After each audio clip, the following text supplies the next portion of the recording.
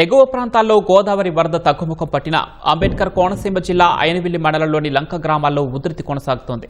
ముక్తేశ్వరం దగ్గర ఉన్న తగరపాయ కాజ్వే వద్ద ఉన్న లంక వాసులు పడవలపైనే రాకపోకలు సాగిస్తున్నారు.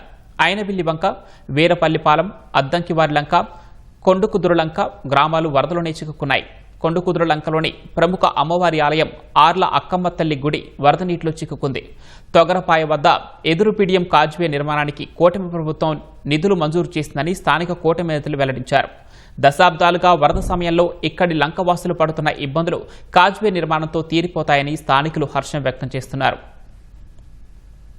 ఈ కాజ్వే లేకపోవడం వల్ల సుమారు ఇక్కడ ఐనవెల్ లంక, వీరవెల్లిపాలెం, అద్దింకివారి లంక, లంక గ్రామాలు అనేకమైనటువంటి ఇబ్బందులు పడుతూ పడవల మీద ప్రమాదకరమైనటువంటి ప్రయాణం చేస్తున్నటువంటి సందర్భంలో మరి ఈ రోజున మరి ఇప్పుడే మాకు మా ఎమ్మెల్యే గారు, ఎంపీ గారు ఇక్కడ శాంక్షన్ అయిందని చెప్పడం మేమంతా సంతోషించాం.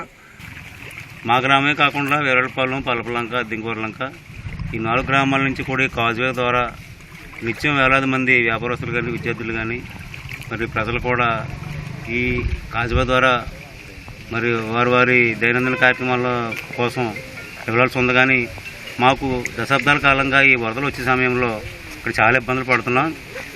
మరి నిత్యావసర వస్తువులకు కానీ, వ్యాపారస్తులు వారి ఉత్పత్తులు మరి తరలించుకోవడానికి కానీ, అదేవిధంగా ఎవరైనా రోగులకి మరి అత్యవసర పరిస్థితిలో ఆసుపత్రికి వెళ్ళాల్సి వచ్చినప్పుడు కానీ చాలా ఇబ్బందులకి ఎదుర్కొంటున్నాం. ఈ ఇబ్బందులన్నీ గ్రహించి మరి మేము కూటమి ప్రభుత్వానికి మరి విన్నవించిన తర్వాత మా ఎమ్మెల్యే గారు కానీ, ఎంపీ గారు కానీ 5,50,00,000 రూపాయలు ఈ కాజ్వే నిర్మాణానికి మరి మంజూరు చేయించడం జరిగిందని చెప్పి ఇప్పుడే మాకు సమాచారం.